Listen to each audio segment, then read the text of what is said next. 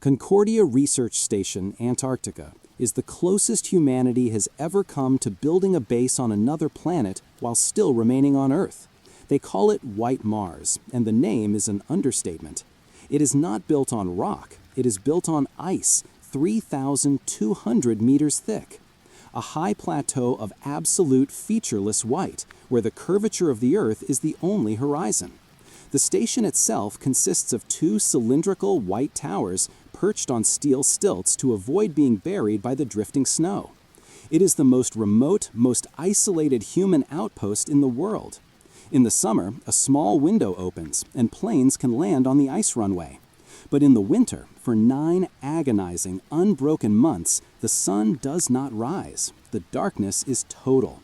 The temperature drops to 80 degrees below zero. A cold so absolute, it does not just freeze water, it shatters steel. The air is thinner than at the summit of Everest, and for those 9 months, there is no possibility of rescue. No plane can land, no vehicle can reach it. The crew who sign up for the winter over are, in every practical and psychological sense, no longer on the same world as the other 8 billion. They are astronauts on a frozen, silent planet, trapped by a void far more terrible than space.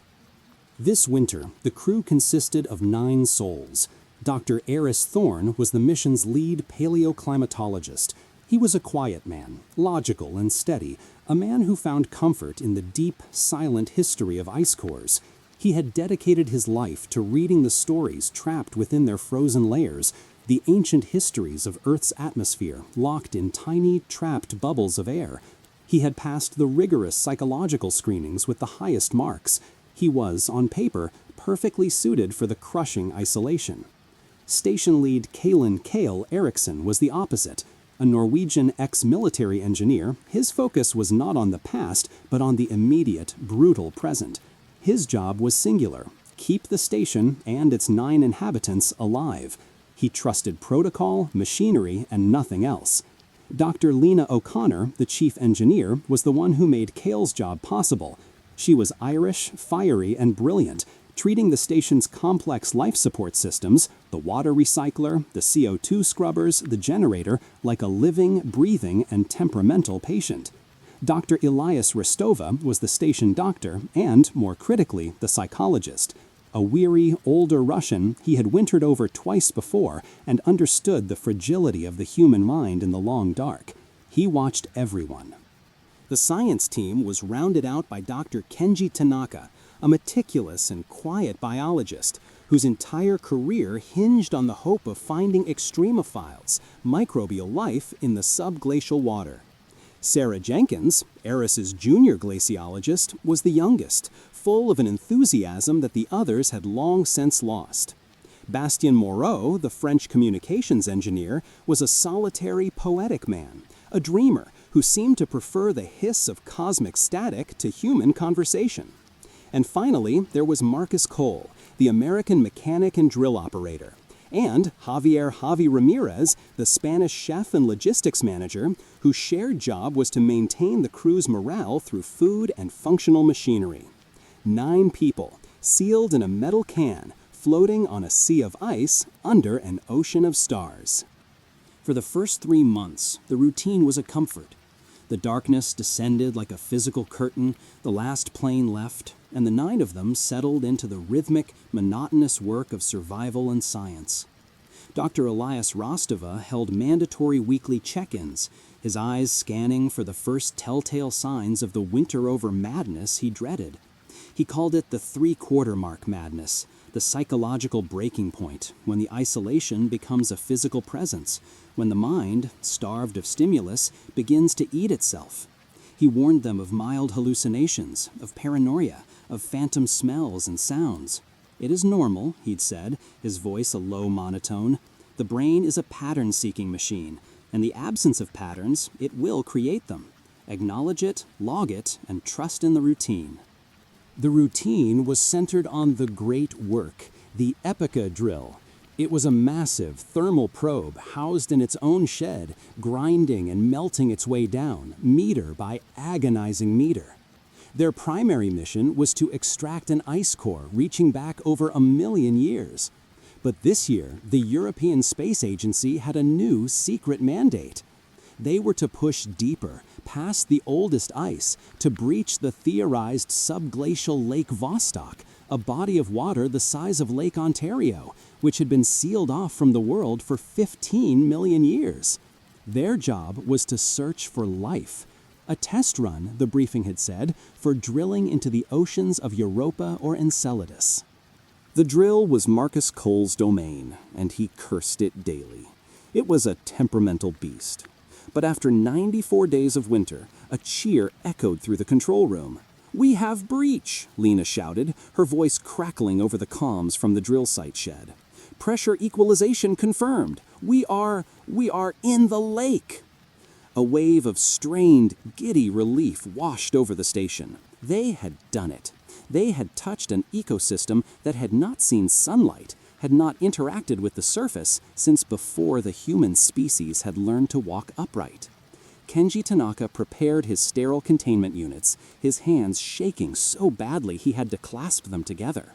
The first sample of pressurized subglacial water was drawn up, a complex, sludgy process that took 48 hours. It arrived in Eris's lab, sealed, pressurized, and utterly alien. Kenji was the first to see the impossibility. He was the biologist. This was his moment. He ran the sample through every sensor, every spectrometer, every high-resolution microscope. He worked for 3 days straight, fueled by Javi's coffee and a growing, sickening sense of disbelief. The rest of the crew gave him space, respecting the scientific process. Eris finally found him on the 4th day, slumped over his console, staring at a blank screen. The lab was silent. "Aris," Kenji whispered, his voice hoarse. He didn't look up. It's clean." Eris frowned. "Clean? No contamination from the drill fluid? Kenji, that's fantastic news." Kenji shook his head. A single, slow motion, his eyes wide and bloodshot. "No. You don't understand. It's not clean. It's sterile, completely, absolutely, impossibly sterile. There is no bacteria, no archaea, no viruses, no microbial life of any kind, not even the fossilized remnants of it. Nothing. Just water. 15 million years sealed in a mineral-rich pocket, and there is nothing. This was a scientific impossibility. A body of water, rich in geothermal energy, locked for millions of years, it should have been a primordial soup, a hotbed of unique slow-motion evolution. But it was a tomb. It was dead. The news settled a new, strange pall over the station. The brief celebration vanished. The core purpose of their winter over, the grand search for life, had ended in a sterile void. Cale Erickson, the pragmatist, was visibly angered. "All that risk," he muttered, "all that money for sterile water." But the void, it turned out, was not empty. It was Bastien Moreau who found it. He was a man in love with signals, and the borehole was the deepest antenna ever built. On a whim, with Cale's attention diverted by a generator issue, Bastien lowered a sensitive hydrophone and an electromagnetic sensor array into the deep, dark hole, past the 3 kilometers of ice, and into the lake itself. He was in the station's comms room, a small, dark cylinder filled with the glowing green and black screens of his equipment, when he heard it. He froze, his headphones pressed so tight against his ears they hurt. He called Eris and Lena, his voice a hushed, reverent whisper. "You need to hear this. Off the official record. Tell no one." Eris and Lena crowded into the tiny, dark room. Bastien flicked a switch, routing the sound to the main speakers. The room filled with a faint, rhythmic sound. A thump-thump, thump-thump. It was slow, like a colossal heartbeat, a sound so low it was felt in the chest more than heard. "It's not seismic," Bastien said, his fingers flying across a console, bringing up a waveform. "It's too regular, far too regular. And look at this." He pointed to another screen, an electromagnetic pulse synchronized to the heartbeat. It's not coming from the water, Eris. The water is just the medium. The sensor array shows it's coming from the rock, 3, maybe 4 kilometers below the lake bed. Lena, the engineer, was skeptical. It's piezoelectric activity, the pressure of the ice on the quartz and the granite. It's a known, if rare, geological phenomenon. But Bastien shook his head, his eyes shining with a frightening, feverish light. Geology is random, Lena. This is not. He began to type, running the audio signal through a decryption filter, translating the pulses and the gaps between them into data. It's a transmission. It's structured. A string of binary codes scrolled across the screen. It's a mathematical sequence, infinitely complex. It's beautiful. It's a song. Cale was furious when he found out. He stormed into the comms room, his face red. "You are to cease this immediately," he commanded. "It is geology, a magma pocket, an anomaly. You are scientists, not ghost hunters. We are 9 people losing our minds in the dark, and you are seeing patterns in the static. This is the madness Elias warned us about. You will log it as an anomaly, and we will move on. That is an order." But for Bastien, it was too late.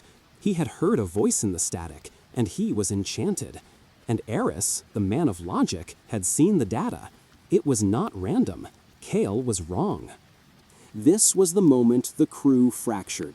Cale, Elias, and Marcus Cole on the side of madness. The station's confinement was finally getting to them.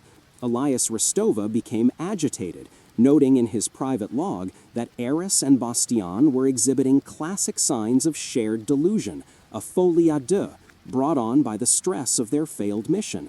But Eris, Lena, and Bastien knew what they had found. They formed a quiet conspiracy. They had to respond.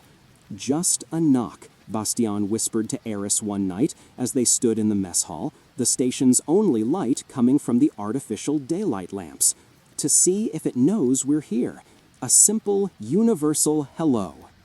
Against Kael's direct order, against all protocol, they did it.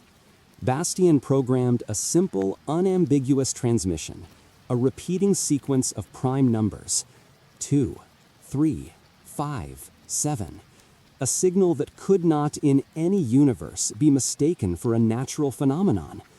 He aimed the station's powerful deep ice transmitter down the borehole and, with a shaking hand, pressed send. The response was immediate and more terrifying than anything they could have imagined. The ancient signal stopped. The heartbeat that had pulsed for perhaps millions of years, the mathematical song from the deep, went utterly silent. The station, already quiet, was plunged into an oppressive, absolute silence. The only sound was the hum of Lena's life support and the panicked, ragged breathing of Bastien. "What did we do?" he whispered, his face white. "Aris, what did we do?" For 48 hours, the station held its breath. The silence from below was a heavy, judgmental, listening presence. Kael knew what they had done. The tension was a physical thing, a crushing weight. The winter over madness now had a foothold. This is when the true hallucinations began. Javi, the chef, swore he could smell fresh-baked bread, pan de la abuela, his grandmother's recipe, wafting from the ventilation. But the ovens were cold. Marcus Cole, in the generator room, reported seeing oil leaking from the walls, only to touch them and find them bone dry. Sarah Jenkins, working late in the lab, claimed she saw a man in a 1950s-era Antarctic parka walk past the viewport, outside, where the temperature was -80. Elias Rostova was frantic. He began holding twice-daily psychological evaluations, his eyes wide and panicked. "It's the confinement," he insisted, his voice cracking. "The stress of the anomaly. It's mass hysteria. We must all take sedatives." Eris, too, was seeing things. A flicker of movement in the long cylindrical corridors. A shadow that vanished when he turned. But he clung to his data. The signal had been real. The silence was real. And on the third day, Bastien, who had not slept, screamed. It was not a scream of terror. It was a scream of joy. Eris, Lena, and Kael ran to the comms room. Bastien was on his feet, his arms outstretched, tears streaming down his face. "It's back," he breathed. The signal had returned, but it was different. The speakers crackled, and a new sound emerged, a clear, crisp, digital pulse. 2, 3, 5, 7. A pause, so long it stretched their nerves to the breaking point. And then 11, 13, 17. It was sending back their prime numbers and then continuing the sequence. It wasn't just a beacon, it was listening. It was intelligent, and it was learning. The moment the new sequence finished, the entire station lurched, a violent physical jolt that threw Eris from his chair and sent Kael crashing into a bulkhead. Red alarms blared. "Icequake!" Kael yelled over the comms, his military training kicking in. "All hands, damage report. Lena, status." But it wasn't a normal quake. Lena's instruments at the engineering console showed it was hyper-localized, originating directly at the drill site. "Pressure in the borehole it's impossible," she reported, her voice shaking, her face pale. The pressure dropped instantly, as if a void just opened up, as if something massive moved. From that moment, Bastien changed. He refused to leave the comms room. Kael ordered him to be confined to the medbay, but Bastien was gone. He locked the door, disabling the remote access. He claimed the entity was whispering to him, not in pulses, but in a faint, static-laced, multi-layered harmony that was teaching him. "It's lonely," Bastien's voice came over the internal comms, broadcasting to the entire station. "It's been asleep for so long. It wants to know. It wants to know about the sun. It wants to know about us." His voice was no longer his own. It was melodic. Kael, in a rage, cut the power to the comms room, but it was too late. Bastien had his own power source. He was off the grid. The station, once a beacon of science, became a 9-person asylum. The crew was split. Kael, Elias, and Marcus, now terrified, were on one side, convinced Bastien's madness was spreading, that they had to break down the door and sedate him. Eris, Lena, and Sarah were on the other, paralyzed by the reality of the situation.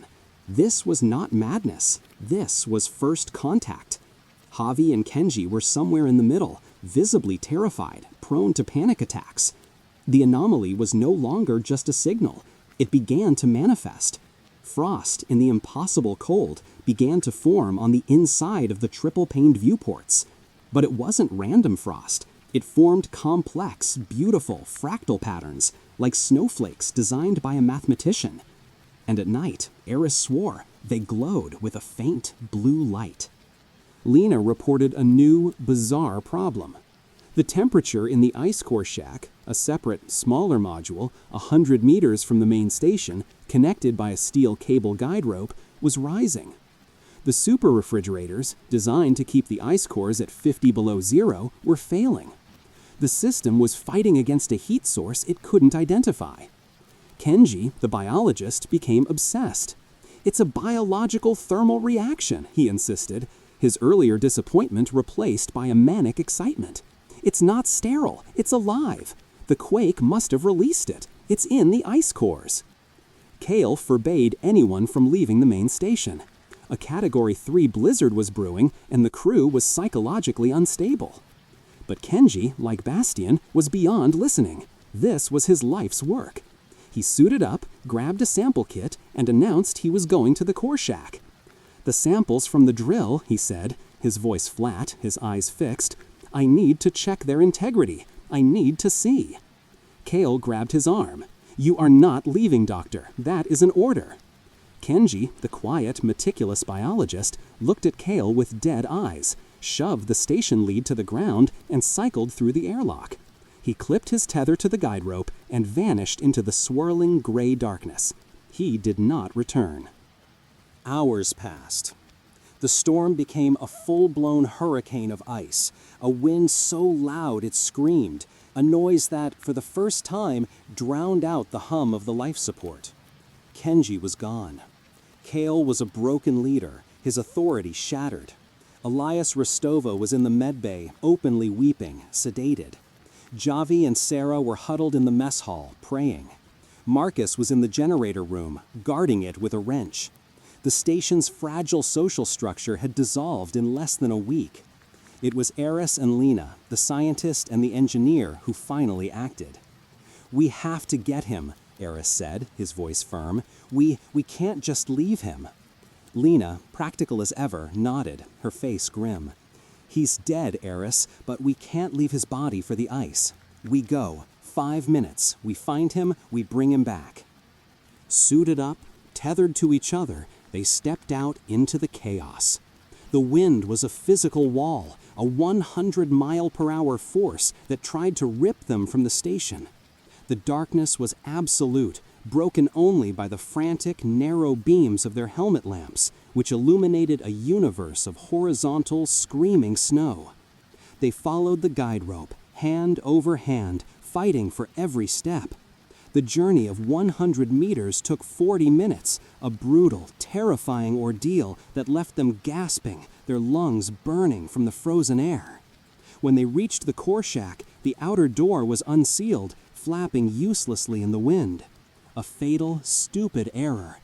Eris's heart pounded with dread. He pushed inside, Lena stumbling after him, and they cycled the inner airlock. The first thing they noticed was the warmth. The core shack was, by design, a super refrigerator, the coldest place on the station. But the air was temperate, comfortable, almost humid. The second thing they noticed was the light. A faint, ethereal, crystalline blue light, pulsing with a slow, rhythmic beat, the same beat as the original heartbeat signal. It was emanating from the ice cores, the rows and rows of ancient ice, cylinders of trapped history. They were all glowing, melting from the inside out. The frost on the walls was glowing too, in the same complex fractal patterns from the viewports. "What in God's name?" Lena whispered, her voice cracking over the comms, stepping back. "The ice, it's changing. It's alive." "Kenji!" Aris shouted, his voice muffled by his helmet. He saw a figure in the back, in the deepest part of the vault, standing and facing the corner. It was Kenji. He had taken off his helmet. He had unzipped his thermal suit. In a room that should have been cold enough to kill him in seconds, he was visibly sweating, his breath fogging around his head. "Kenji, we have to go. The storm. Put your suit on," Aris said, grabbing his shoulder. The biologist turned around, slowly. His face was calm, serene, a faint, beatific smile playing on his lips. But his eyes? His eyes were gone. In their place, where his pupils should have been, were two complex, glowing, crystalline structures, beautiful and horrifying, pulsing in perfect time with the light from the ice. He was humming. Aris recognized the tune. It was the mathematical sequence of the signal. "Aris," Kenji said, and his voice was a strange harmonic resonance, as if 3 people were speaking at once. "You're cold, but it's so warm. We are so warm. It's learning. It's beautiful. It's not in the ice, Aris. It is the ice. And now, it's us." Lena screamed, a raw, primal sound, and ran for the airlock. Eris, frozen in a paralysis of cosmic terror, watched as the thing that was Kenji took a step toward him, his hand outstretched, crystalline patterns already forming on his skin like frost. Eris turned and fled, sealing the door behind him, locking the glowing, humming thing inside. The run back to the station was a blind panic, a nightmare of wind and ice, and the echoing, harmonic voice of Kenji in his helmet comms, a voice that was no longer just Kenji's, but was layered with other, older voices. They stumbled back into the main airlock, collapsing as the inner door hissed open. Kale was there, his face ashen, holding a flare gun. "What happened? Where's Kenji?" Eris was sobbing, unable to speak, clawing at his helmet. "He's gone," Lena panted, collapsing to the floor. "He's compromised. He's changed. Oh God, Kale, the ice. It's alive." As if Kenji's transformation was a trigger, the station died. The main lights snapped off. The hum of the life support ceased. The heating systems went cold. The world plunged into total blackness, total silence. Then the emergency lights flickered on, bathing the cylindrical corridors in a deep, hellish, pulsating red. A single, piercing alarm blared. The main generator, it was offline. "It's impossible," Lena stammered, scrambling to her feet, running to an engineering console. "The fuel is fine. The engines, they're just stopped. Something froze the coolant line solid, from the outside, in a vacuum-sealed conduit." And then, the sound, the whisper, as Bastian had called it. It was no longer just in the comms room, it was everywhere. It was coming from the internal comms system, which should have been dead, a low, multi-layered, harmonic drone. It was in the walls, a deep, structural vibration that matched the pulse of the glowing ice. The entity was no longer 3 miles down. It was no longer just in the core shack. It was in the station. Aris realized with dawning, sickening horror how it had traveled. It wasn't a biological creature that needed to walk. It was a crystalline consciousness. It could spread through any frozen moisture. The blizzard, the frost on the outside of the station. It had grown. It had assimilated the frost. And from there, it had frozen and compromised the generator. It was in the station's water reclamation system. It was in the pipes. It was in the air. The station became a tomb. The remaining 7 crew members gathered in the central dome, the mess hall, their faces lit by the strobing red emergency light. Kael, his military training taking over, tried to rally them. We suit up, we get to the generator shed, we reboot. But it was too late. The terror was replaced by a new, insidious enemy, the cold. With the generator off, the station's internal temperature, which was usually kept at a balmy 20 degrees Celsius, was plummeting. In an hour, it would be at freezing. In 3, it would be lethal. "We have to move," Kyle ordered. "Javi, Sarah, you go to the secondary generator. Get it online. Marcus, with me. We'll secure the main engine. Eris, Lena, stay here. Try to raise McMurdo on the emergency shortwave." It was a futile plan. The station was already lost. Javi and Sarah, the chef and the junior scientist, left the dome, disappearing into the red-lit corridors. They did not return. Eris, his heart pounding, went to look for them. He found them in the mess hall. Javi was standing over the cold stove, stirring an empty pot, humming the signal's tune, a serene smile on his face. Sarah was on her knees, drawing the complex fractal patterns on the metal floor with a frozen marker. Their eyes were glowing blue. They looked up at Eris as he entered. "Dinner is almost ready, Eris," Javi's new harmonic voice said. "It's a new recipe. We are learning." Eris backed away, sealing the door to the dome. Marcus Cole, the mechanic, panicked. He screamed that he could hear it, that it was in his teeth. He grabbed a welding torch from the workshop. "It's just ice," he roared. "I'll cut it out." He ran into the corridor and began burning the glowing fractal frost from the walls. The ice melted, hissing, and Eris watched in horror as the steam, the blue steam, was sucked into the ventilation and also into Marcus's lungs as he gasped for air. He stopped, the torch in his hand. He looked at the flame. He calmly set it down. He turned to Eris, a look of profound, ecstatic peace on his face. "The engine is beautiful," he whispered, his eyes flashing blue. "It's so warm." He, too, began to hum. Kale, Aris, and Lena were the last 3. Dr. Elias Rostova, the psychologist, had simply walked out of the dome an hour earlier whispering, "The madness, it's a cure." They found him in the med bay, his eyes blue, calmly organizing medical supplies. The station was lost. Kale, the soldier, made his last stand. He looked at Eris and Lena. "It will not take me. It is ice. We melt it. He grabbed the flare gun. He charged out of the dome, into the main corridor, where Marcus, Javi, and Sarah were now standing, shoulder to shoulder, a silent, smiling, blue-eyed choir. "Get away from me!" Cale roared. He fired the flare. A brilliant red light illuminated the corridor, and Aris heard a terrible, sickening sound. Not a scream, but the sound of water flash freezing. The entities, they hadn't attacked Cale, they had simply used his own body heat against him. The intense, sudden cold of their collective consciousness met the heat of the flare. Cale was encased, instantly, in a perfect, clear, blue-glowing sheath of ice, his face frozen in a mask of rage and defiance. A statue. Lena broke. She began to weep, backing into the far corner of the dome. Eris, his mind fractured, grabbed her. "Lena, the radio, Bastian, we have to stop Bastian. He's the source." He pulled her, stumbling through the dark, red-lit corridors, past the silent, smiling choir of their former crewmates, past the frozen statue of their leader. They made it to the comms room.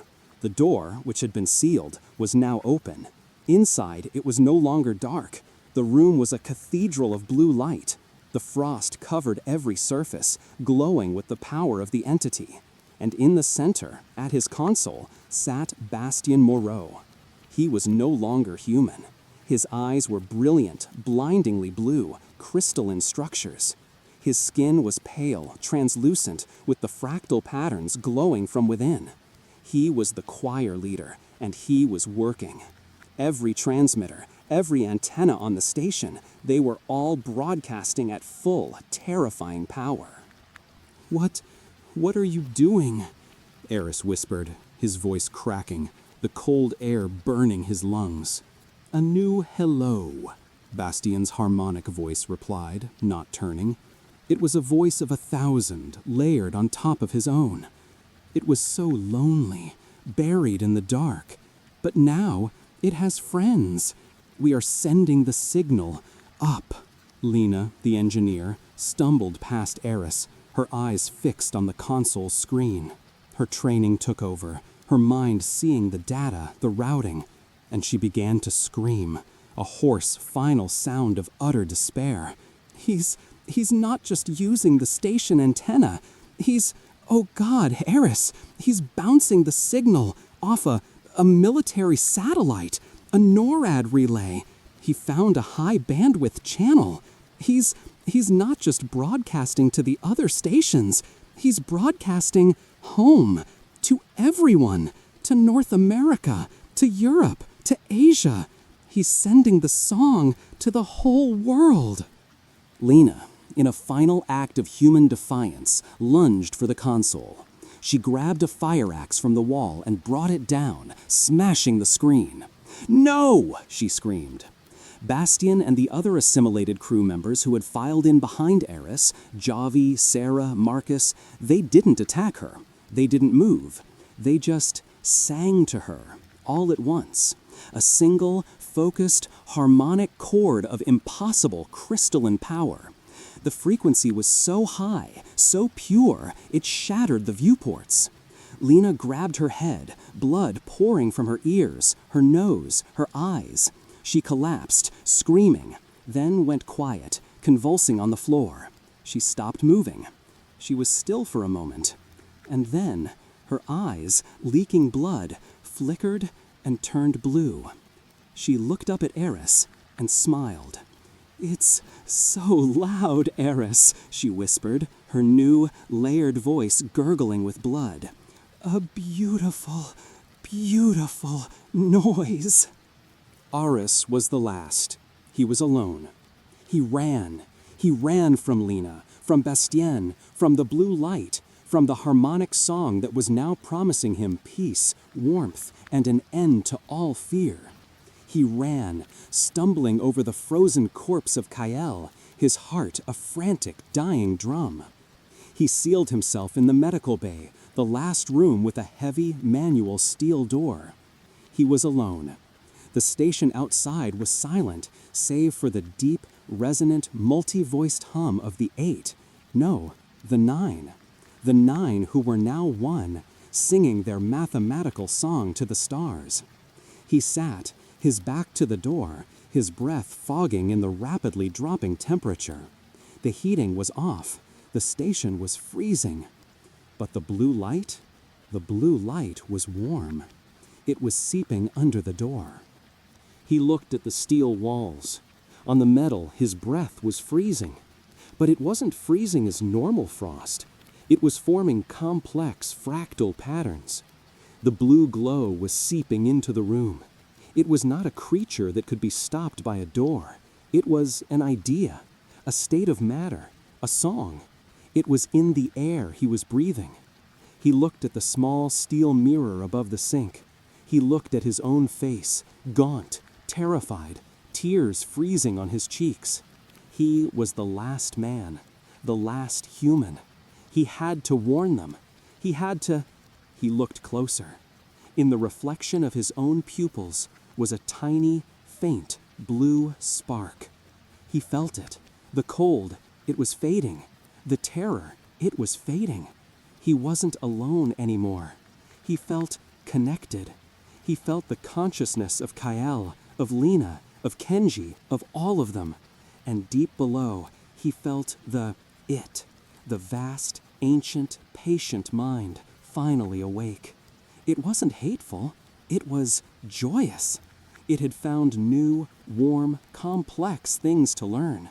He felt his lips pull back in a smile. He was no longer cold. We were so beautifully warm.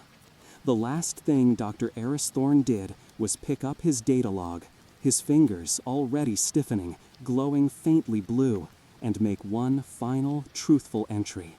It is beautiful. We are one. High above the frozen continent, a NORAD military satellite, designed to detect ballistic missile launches, pivoted. It had received a signal of unprecedented complexity from Concordia Station. Interpreting it as a new, encrypted form of data, its automated systems fulfilled their primary function.